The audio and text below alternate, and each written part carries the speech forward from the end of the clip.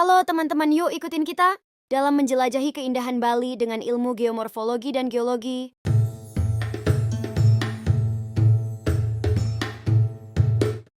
Halo, teman-teman, yang pertama kita belajar tentang Tanah Lot, salah satu tempat wisata terkenal di Bali. Dalam geomorfologi, bahwa Tanah Lot terdapat contoh yang keren di bentang pesisir. Gelombang laut yang menghantam selama bertahun-tahun membentuk tebing curam dan dataran batu yang unik. Bahkan, pura yang ada di atasnya terlihat seperti terapung saat air pasang. Struktur geologi di Tanah Lot dipengaruhi oleh aktivitas vulkanik Gunung Api Buyan, Bratan, dan Gunung Batur. Proses pembentukan batuan vulkanik melibatkan erupsi yang menghasilkan material seperti breksi, lava, dan abu vulkanik. Batuan pada pantai Tanah Lot terdiri dari batuan sedimen, batuan metamorf, batuan granit, batuan basalt, batuan litosol, dan batuan lempeng. Halo teman-teman, yang kedua kita belajar tentang Pantai Jimbaran di Bali. Pantai Jimbaran terletak di daerah selatan Pulau Bali.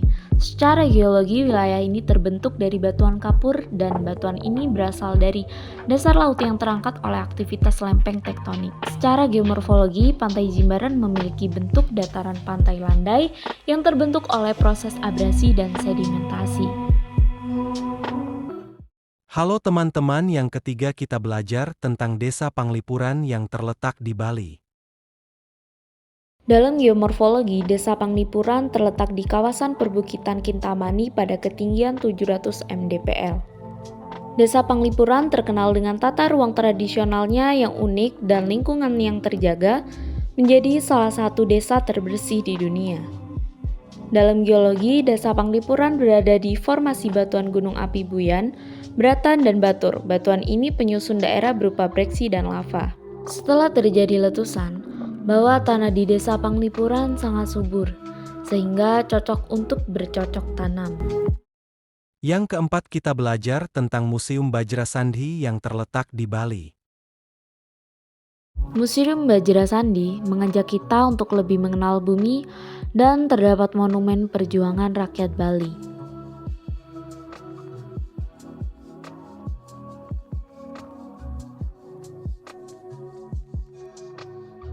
Dahulu kala, Pulau Bali terbentuk dikarenakan aktivitas gunung berapi. Ketika gunung meletus, lava panas keluar dan mengalir lalu membeku menjadi batuan.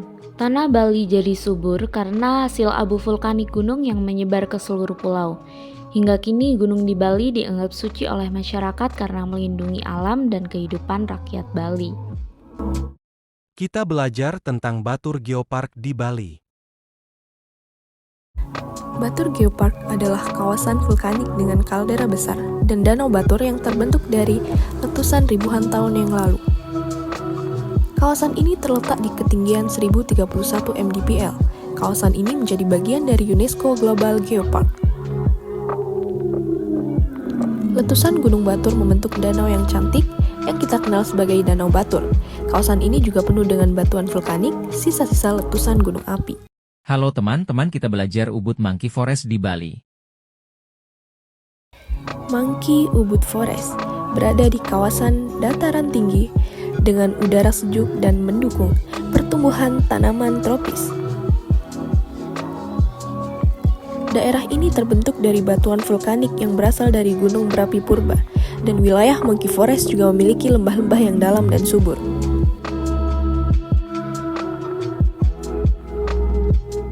Halo teman-teman, yang ketujuh kita belajar Danau Bedugul di Bali. Ratusan ribu tahun lalu, gunung api di kawasan ini meletus dan membentuk cekungan besar yang disebut kaldera.